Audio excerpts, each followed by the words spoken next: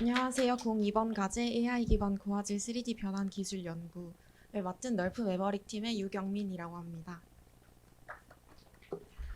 저희가 그 펠로우들끼리 같이 갔었던 네트워킹 캠프에서 코엑스에서 발표를 해보고 싶다 이렇게 강력하게 주장을 했었는데 이렇게 기회가 주어지게 돼서 너무너무 기쁘고요. 저는 중앙대학교 컴퓨터공학과에서 석사과정을 하고 있고 CVNAR 연구실에서 AI 생성 모델을 연구를 하고 있습니다. 다른 팀원분들도 마찬가지인데요. 중구는 같은 연구실에서 로컬라이제이션 연구를 하고 있고 보성이는 이제 널프를 연구를 하고 있습니다. 저 오늘 발표 순서는 이렇게 되는데요. 간단하게 과제에 대해서 소개를 해드리고 그 다음에 저희가 어떤 목표를 설정을 했는지 그 목표를 달성해 나가기 위해서 어떤 과정으로 연구를 진행했는지 어떠한 결과를 달성했는지까지 말씀드리도록 하겠습니다. 여기 계신 분들은 널프를 이미 많이 들어보셨을 것 같은데요. 널프는 뉴럴 레디언스 필드의 약자죠. 널프는 사진을 이용해서 3D 물체나 씬을 만들 수 있는 AI 기술인데요. 널프 이전에 있었던 다른 모델링 기술 같은 모델링 방법의 경우에는 그래픽 디자이너, 즉 사람이 직접 모델링하는 방법이 있습니다. 대략적인 형태를 잡고 디테일을 추가하고 텍스처 및 기타 후처리를 통해서 3D 모델링을 할 수가 있는데요. 이 과정은 물체 하나당 이루어져야 되는 과정이기 때문에 큰 배경을 만들고자 한다면 수없이 많이 반복을 해야 되겠죠. 그래서 많은 시간과 비용, 노력이 필요합니다. 두 번째로는 사진을 이용한 방법이 있는데요. 포토메트리라고 부르는 기법입니다. 사진을 이용한 방법이라고 해서 이제 널프도 사진을 이용하기 때문에 포토메트리에 속하는 것이 아니냐 이렇게 말씀하실 수 있는데 널프와 이전에 있었던 포토메트리를 구분을 하기 위해서 이번 발표에서는 구분해서 명명하도록 하겠습니다. 포토메트리를 이용해서 3D 메쉬를 얻은 경우에는 이와 같은 결과를 얻으실 수 있는데요. 보시면 이 표면에 대한 표현력이 섬세하지 못하다는 걸 알 수 있습니다. 조금 더 확대해서 보시면 얼굴을 거의 알아볼 수 없는 형태가 됩니다. 그러면 방금 말씀드린 3D 물체를 만드는 방법을 이 퀄리티와 비용 축에서 한번 보시면 사람이 직접 모델링을 하게 되면 당연히 퀄리티가 좋지만 그만큼 많은 비용이 발생하게 되고 포토메트리 방법을 이용을 할 경우에는 비교적 퀄리티는 낮지만 훨씬 더 비용을 아낄 수 있다는 장점이 있습니다. 과연 널프를 이용한다면 두 마리 토끼를 다 잡을 수 있을지 이 뒷 내용도 집중해서 들어주시기 바랍니다. 저희는 이 널프 기술을 벌추얼 프로덕션에 적용을 해보고자 했는데요. 벌추얼 프로덕션이라고 하면 이렇게 생겼는데 가보시면 벽이랑 바닥이 다 패널로 되어 있습니다. 그래서 거기에 가상 환경이나 아니면 이미 다른 곳에서 촬영한 장면들을 이렇게 띄우게 되면은 스튜디오에서 촬영을 하는 것임에도 불구하고 해당 장소에서 촬영을 한 것만 같은 효과를 얻으실 수 있는데요. SKT에서도 팀 스튜디오라고 하는 버추얼 프로덕션이 있습니다. 거기서 촬영한 드라마를 잠깐 보시면 방금 말씀드린 대로 뒷 화면에 이렇게 동영상을 틀고 그다음에 촬영을 하게 되면 이렇게 자연스러운 결과를 얻으실 수 있습니다. 저희는 뒤에 보이는 저 패널에 띄울 결과물을 널프로 생성을 하고자 하는 건데요. 널프는 이제 기술적으로 살짝 설명을 해드리면 2020년에 CCV에서 처음 제안된 개념인데요. 사진을 이용한다고 말씀을 드렸는데 각 사진에서 사진을 찍을 때 카메라의 위치에서 각 픽셀 방향으로 레이를 쏘게 되면 그 레이 상에서 이제 샘플 포인트를 추출을 한 다음에 그 샘플 포인트의 위치와 방향을 인공신경망에 넣어서 그 각 포인트에 대한 색깔과 덴시티를 학습을 하는 방식으로 이 널프가 학습이 됩니다. 그러면 이제 그 레이 상으로 볼륨 렌더링을 하게 되면은 각 픽셀에 대한 RGB 값을 알 수 있는데요.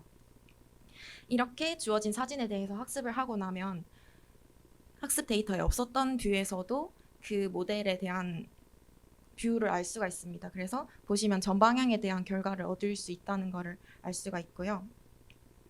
그리고 이걸 조금 더 발전시켜서 2022년에 인스턴트 NGP라는 모델이 나왔는데요. 널프 같은 경우에는 학습시키는데 굉장히 오랜 시간이 소요되기 때문에 학습 시간을 획기적으로 단축시킨 모델입니다. 멀티 레졸루션 해시 인코딩이라는 방식으로 이 입력하는 위치와 방향을 인코딩을 한 다음에 조금 더 얇은 인공신경망을 이용을 해서 학습 속도를 매우 획기적으로 단축시켰습니다.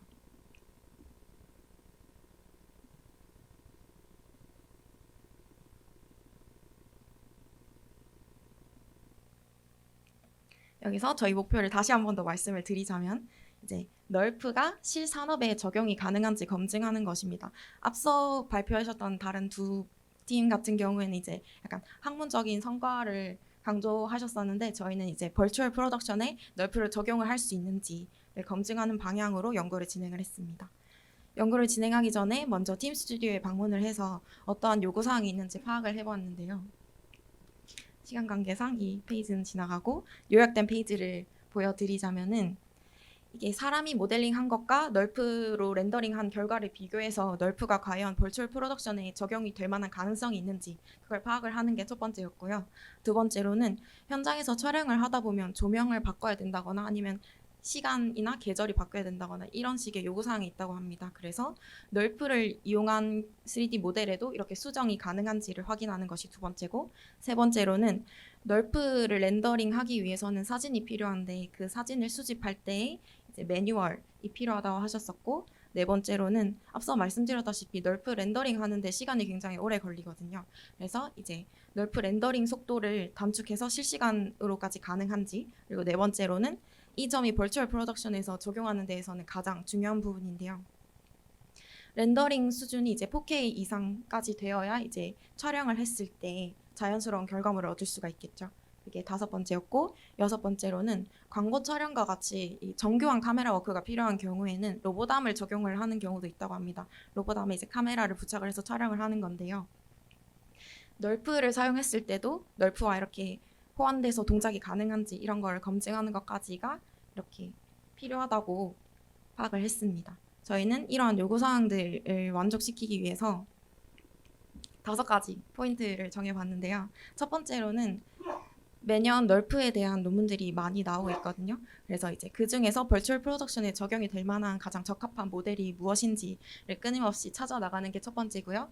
두 번째는 이제 널프를 렌더링하기 위해서 필요한 사진 데이터셋을 수집을 할 때 저희만의 노하우를 갖는 것이 두 번째, 그리고 세 번째는 전철이고, 네 번째는 여기 언리얼이랑 유니티라고 적어놨는데요. 가상 배경 지금 현재 팀 스튜디오에서 사용하고 있는 프로그램이 언리얼이랑 유니티라고 하셔가지고 만약에 이 널프가 언리얼과 유니티와 호환이 된다면은 그분들이 좀 더 편하게 사용하실 수 있을 거라고 생각을 했고, 다섯 번째로는 로보담이 널프와 호환이 가능한지, 그리고 저희가 또 빠르게 테스트할 수 있는 환경을 갖추기 위해서 토이 벌추얼 프로덕션을 만들어 가지고 이렇게 5가지 포인트를 기준으로 저희가 연구를 진행을 했습니다. 첫 번째로 이제 사람이 직접 모델링한 결과물과 널프를 이용한 렌더링 결과물 비교를 위해서 SKT 팀 스튜디오에서 만들어 놓으셨던 3D 에셋을 받아서 해당 데이터로 널프를 렌더링해 본 것인데요.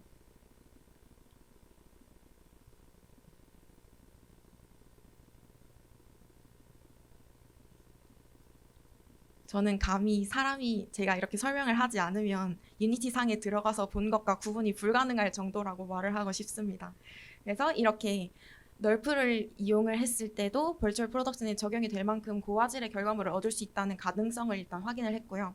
두 번째로는 인스트럭트 널프 투 널프라는 또 다른 모델을 활용을 해서 널프도 이제 계절이나 시간대 변화가 가능한지 확인을 했습니다. 그리고 세 번째로는 이제 배경장면 제작을 위해서 어떠한 촬영 궤적이 가장 효과적인가를 확인을 하기 위해서 서울올림픽공원과 잠실 트레비 분수, 서울민속박물관 등지에서 데이터셋을 수집을 했는데요. 저희가 원하는 것은 어떻게 촬영을 해야 널프로 렌더링을 했을 때 최고의 성능이 나오냐는 것이기 때문에 여러 가지 궤적으로 수집을 했고요. 물체를 앞에 놓고 이렇게 직선으로 움직이는 트럭샷과 중심으로 회전하면서 찍는 아크샷, 그리고 앞뒤로 움직이면서 찍는 달리샷, 카메라의 위치는 고정을 하고 카메라의 방향만 돌리는 패닝샷, 이렇게 4가지와 이 방식들을 조합한 7가지 궤적으로 실험을 진행을 했습니다. 각 궤적에 따라서 얻은 데이터셋을 이용을 해서 널프를 렌더링하고 그리고 다양한 성능평가 지표를 이용해서 확인을 해보았는데요. 그래서 이 내용을 정리를 해서 논문을 작성을 하고 그리고 프로젝트 페이지도 만들었습니다. 옆에 QR코드를 찍으시면 바로 이 페이지로 들어가실 수 있고요. 그리고 이 논문을 한국인공지능학술대회에 내서 지금 억셉이 됐고 발표도 성공적으로 마무리를 했습니다. 여기까지가 저희 중간 발표까지의 내용이었고요. 그 다음에는 이제 저희가 계속해서 버추얼 프로덕션에 적합한 모델이 무엇인지 계속 탐구를 하고 있었는데 올해 8월에 시그래프에서 가우시안 스플래팅이라는 또 방식이 나왔습니다. 저희가 생각했을 때 이 모델이 버추얼 프로덕션에 적용하기에 적합하다고 판단을 해서 베이스 모델을 바꾸게 되었는데요.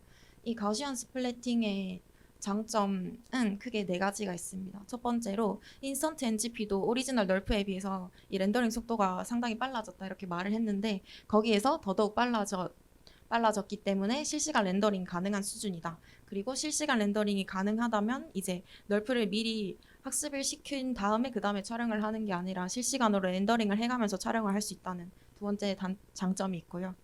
그리고 세 번째로 해상도가 좀 더 높아졌습니다. 그리고 네 번째로는 이게 가우시안 스플래팅의 결과가 이제 객체화되어서 다른 모델링 툴 앞서 언급했던 유니티나 언리얼과 호환이 된다는 장점이 있습니다. 그래서 저희는 가우시안 스플래팅 실험 환경을 구축을 하고 그리고 또 유니티와 호환시켜가지고 연구를 진행을 했는데요. 그래서 지금 이게 유니티 프로그램인 거고 여기서 가우시안 스플래팅 결과를 불러올 수가 있습니다. 불러온 결과를 보시면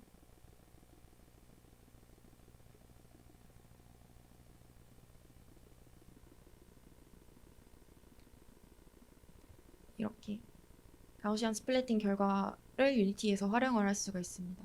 이렇게 하면 또 추가적으로 생기는 장점이 기존 널프 같은 경우에는 널프 전체 렌더링 결과물 중에서 일부분을 수정을 할 수가 없었거든요. 그러면 특정 영역에 노이즈가 발생했거나 이런 거를 대처를 할 수가 없었는데 이 유니티에서 가우시안 스플래팅을 불러오게 됨으로써 이게 일부분을 영역에 지정해서 수정하는 것이 가능하게 됐습니다.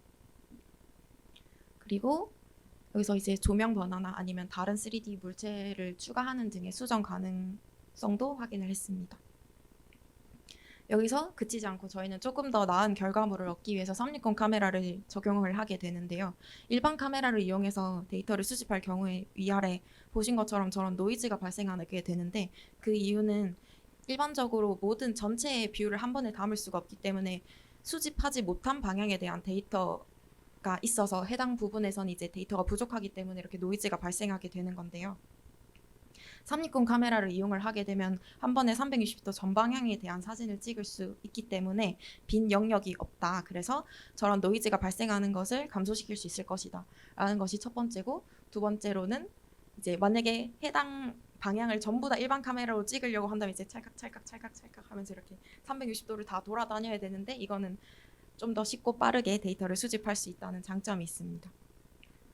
하지만 이 360 카메라를 통해서 얻은 결과물을 바로 널프에 적용을 한다고 성능이 곧바로 좋아지진 않았습니다. 특정 영역에만 노이즈가 많이 생기는 그런 현상은 아니지만 이 널프를 돌렸을 때 퀄리티가 많이 떨어졌는데요. 그래서 저희는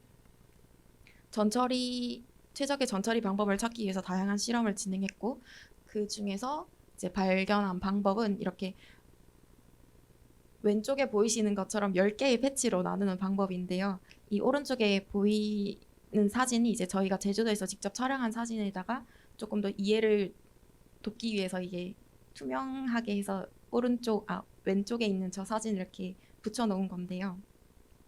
이거를 공간상에서 보시면 이렇게 됩니다. 그러면 이제 앞뒤 좌우 위아래 그리고 이 앞뒤 좌우에서 이 모서리에 해당되는 부분들까지 해가지고 이렇게 10개의 패치로 나누어서 이 데이터를 이용을 해가지고 널프에 적용을 했습니다. 그 결과가 이렇게 되는데요.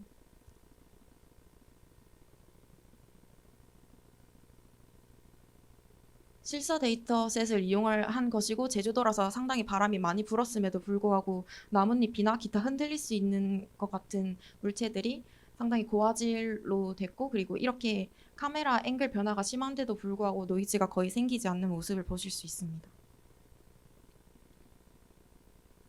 최근 루마 AI라는 회사에서 가우시안 스플래팅을 상용화시킨 이 서비스를 출시를 했는데, 그 서비스에 저희가 수집한 데이터셋을 이용을 해서 널프를 돌려봤을 때 보시면은 이 나뭇잎의 경우 표면이 정확하게 나오지 않았고, 그리고 기타 표면들도 상당히 흐려져 있는 모습을 보실 수 있습니다.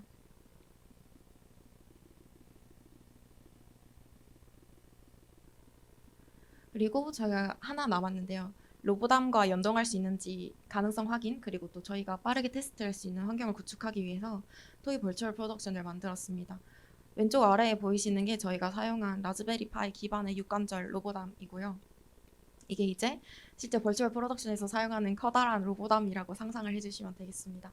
그리고 4K 모니터는 이제 벌추얼 프로덕션에 있는 수많은 패널들을 의미를 한다, 이렇게 봐주시면 되겠습니다. 이걸 이제 유니티와 연동시켜서 자연스럽게 로보담에 맞춰서 이 가우시안 스플래팅 결과가 움직일 수 있는지 확인을 해야 되는데, 그냥 USB만 꽂는다고 바로 연결이 되진 않고요, 당연히.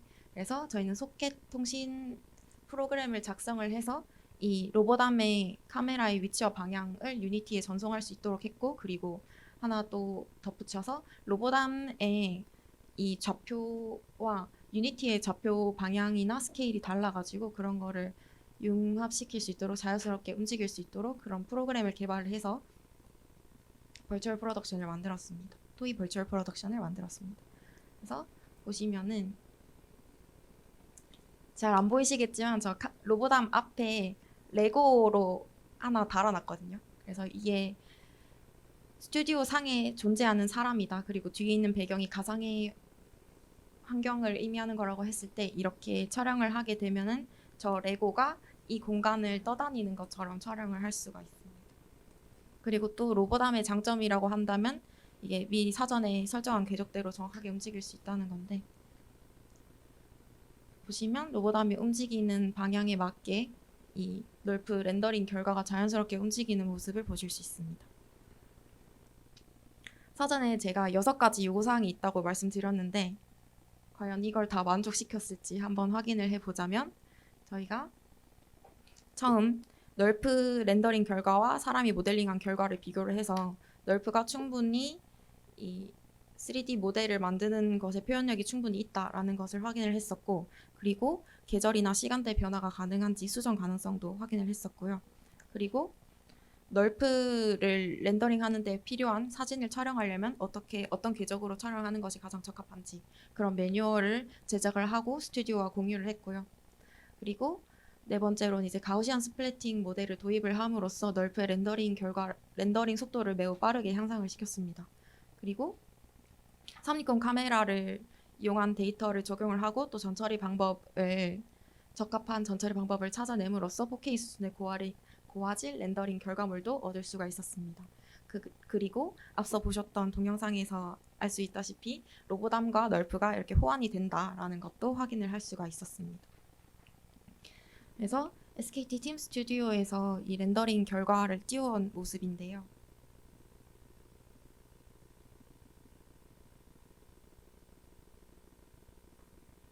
벌추얼 프로덕션에 널프가 성공적으로 적용이 될 수 있다, 이렇게 마무리를 하도록 하겠습니다.